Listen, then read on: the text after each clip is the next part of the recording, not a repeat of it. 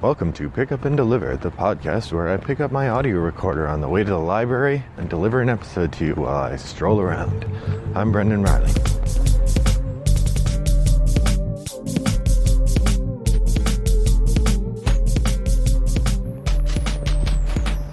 Good morning, listeners. I hope that you're doing well today. It is kind of a gloomy day here in suburban Chicago.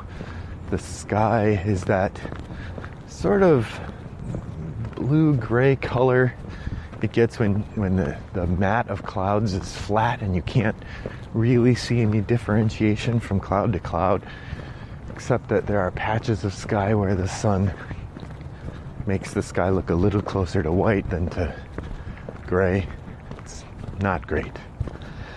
I'm maintaining a slightly higher pace today because my plan is to walk all the way to the library and back, which will either make for a slightly longer podcast or a slightly more breathy one if I keep up my pace and start to lose my breath.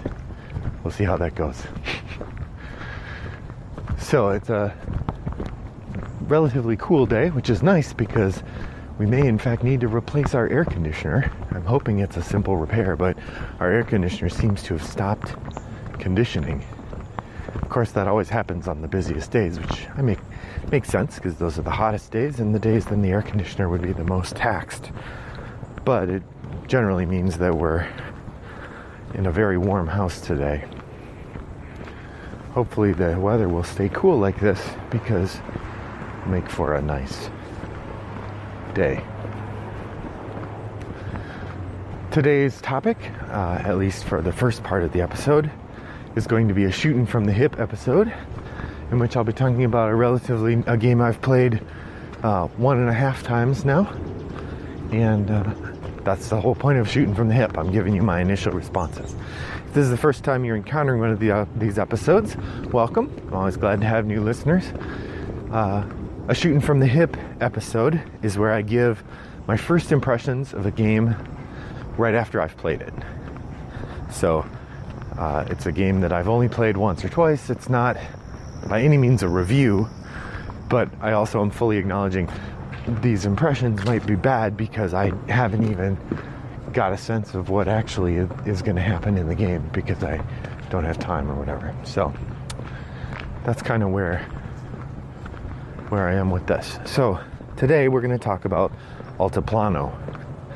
Altiplano is a 2017 release, I believe, maybe early 2018, but I think it was 2017, from Reiner Stockhausen, who's probably best known for his previous and very exciting game, Orléans, and its 2 or 3 expansions. I only have the base game, and I've only played that once, but I really enjoyed it. It holds a fond place in my memory, and I've been meaning to go back to it. That said, Altiplano sounded really exciting. It's got, alpacas is the main thing. The Altiplano, of course, is the high altitude farming area in the Andes Mountains, and the people who farm there have to make a living, and alpacas are one of the primary animals that they use. So Altiplano is very clearly a successor or a follow-on or a revision or addition or a reuse of the same kinds of mechanisms that Stockhausen used in Orléans.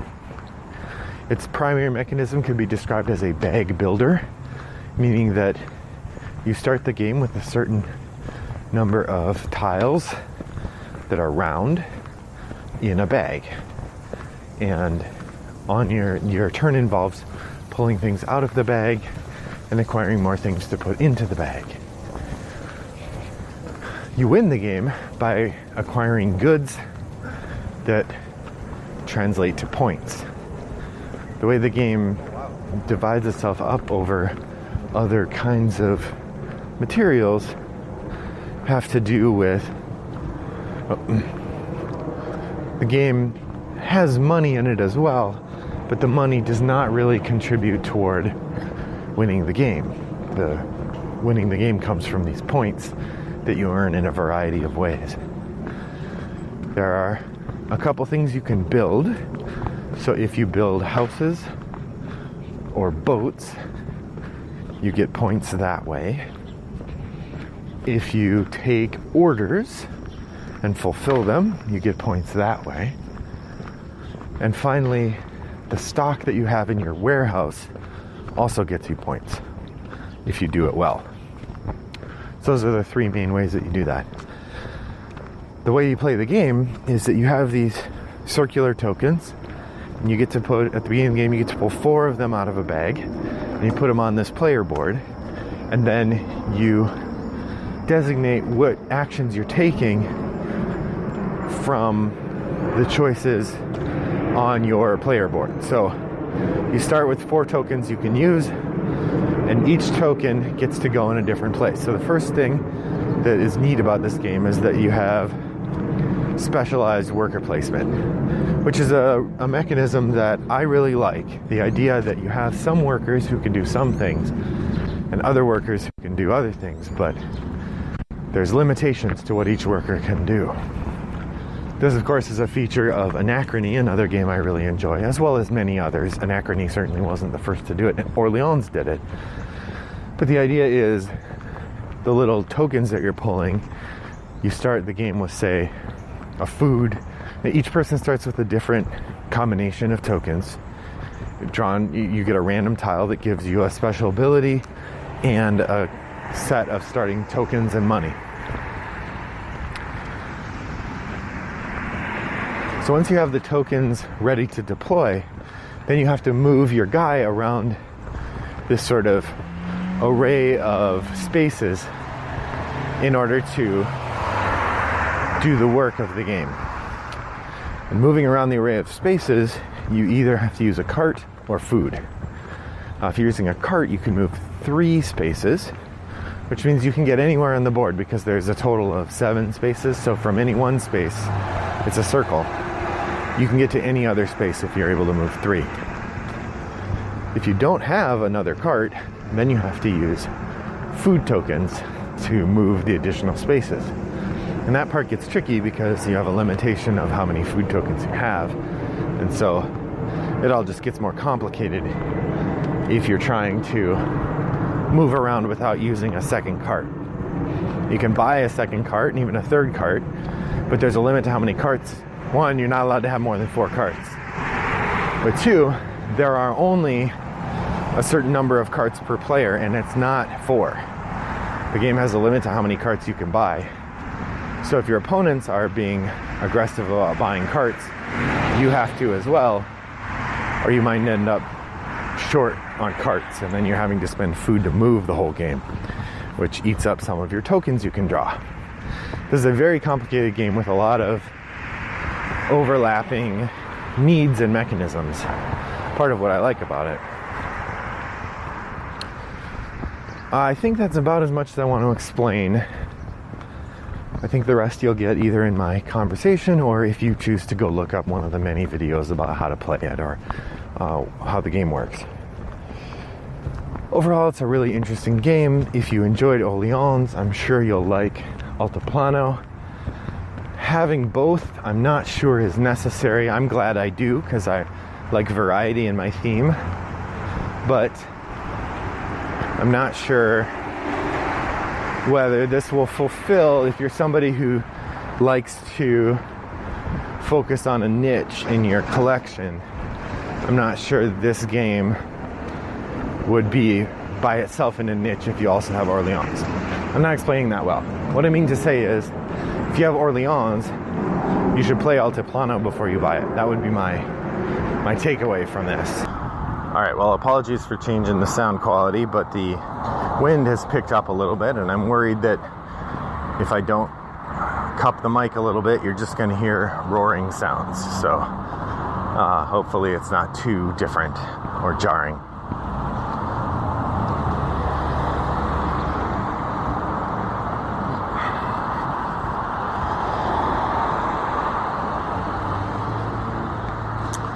So the other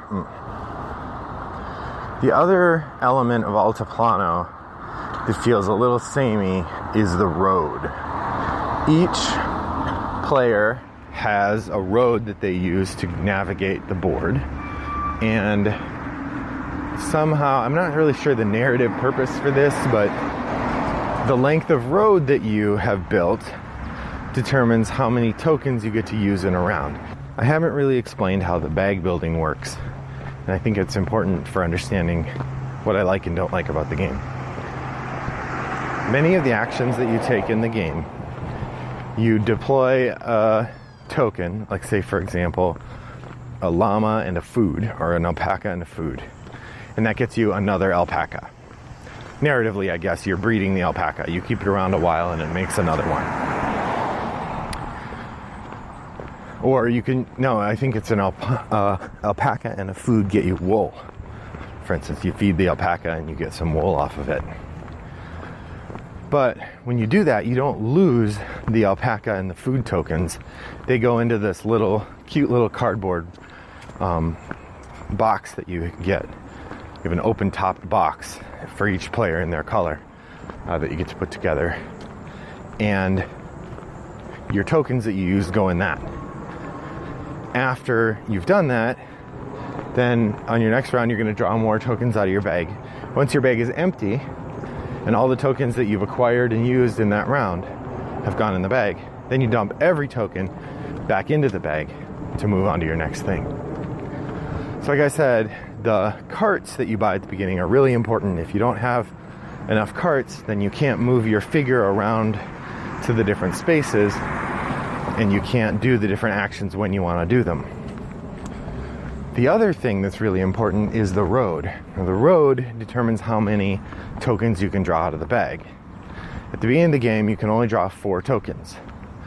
For each segment of road, so each time you advance the road, you get something. You either get some money sometimes, or some points, or you might get another segment of road built. When you get another segment of road built, then your number of tiles you can draw goes up. So early on, you add a segment to the road, you get to draw a 5th tile every turn, 6th tile, 7th tile. So it's really important to focus on the road early on, because if you get behind in the number of tokens you're drawing, that will limit how many things you can do the rest of the game. Because what's interesting about Altiplano, like, what's another game? Like Terra Mystica, you can take as many actions as you have resources to pay for. And all you have to do is be able to move your person around, or if you're at the same place, you can do action after action at the same place. But you also have to have the tokens out to pay for them. So if you are only drawing 4 tokens a turn, 4 tokens a round, someone else is drawing 8, you're going to get clobbered. I say this from experience. Which brings me to the scoring element. As I said, this game is very complicated in terms of just having all sorts of different things going on. It makes it really hard to figure out which thing to focus on. So the warehouse becomes important because, and this is the lesson I learned from the road issue, because the warehouse allows you to pull tokens out of your cycle. So whenever you use a token, like I said, it goes back into that box that will eventually get dumped back into the bag. When you buy tokens, the same thing happens.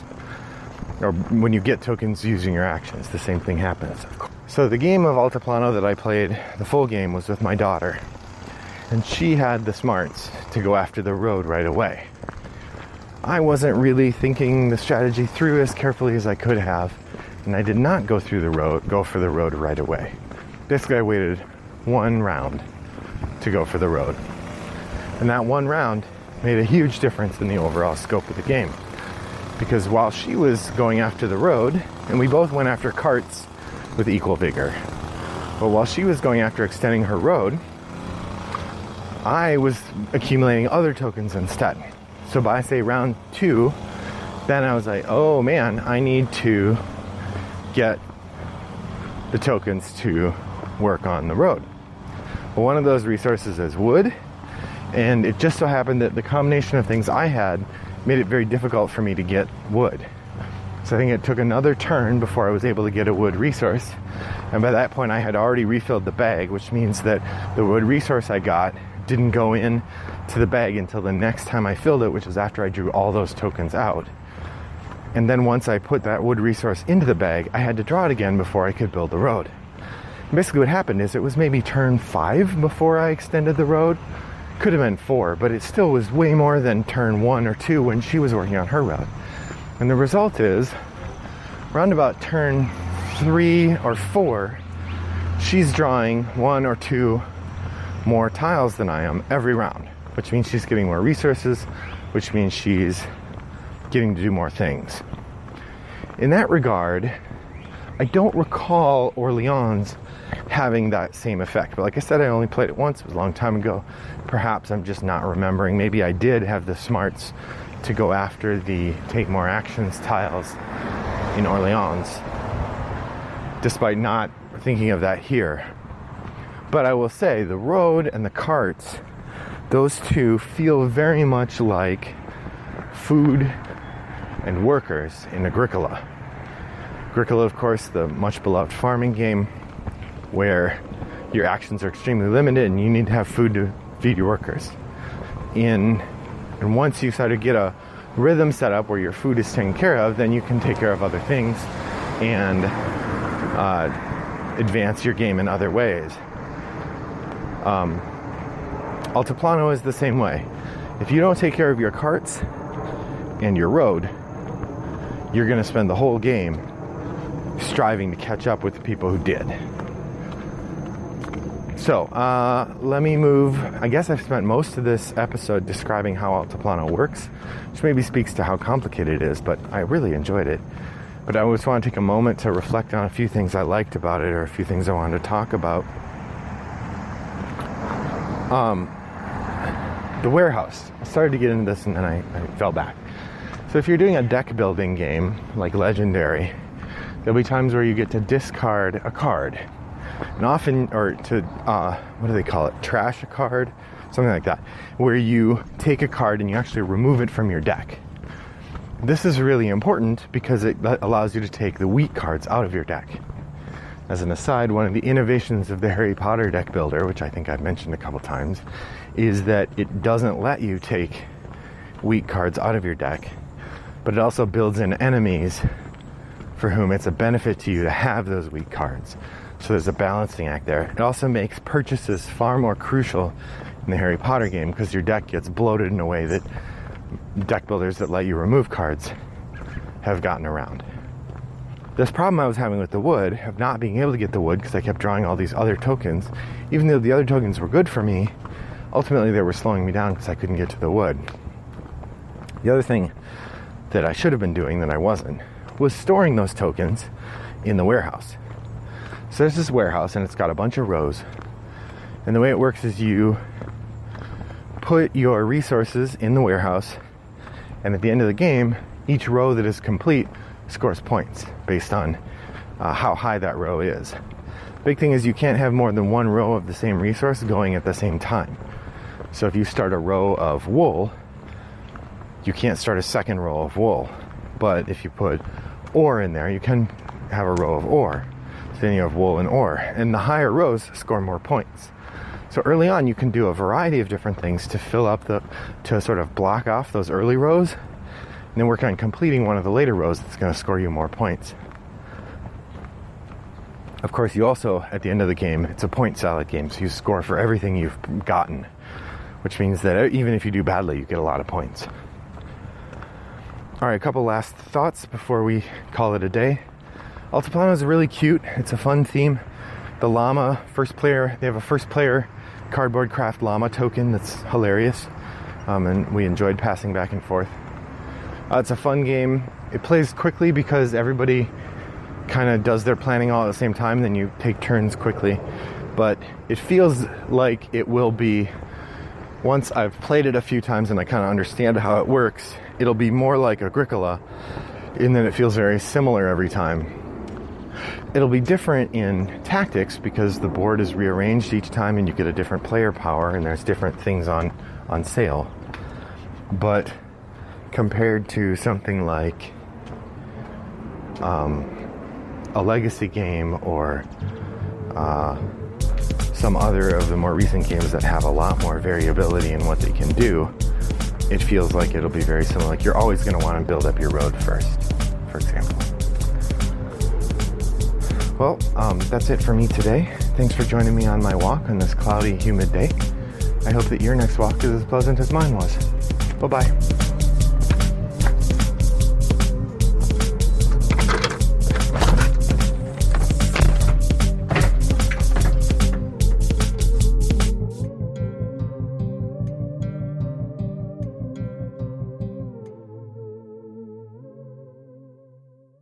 Brought to you by Rattlebox Games.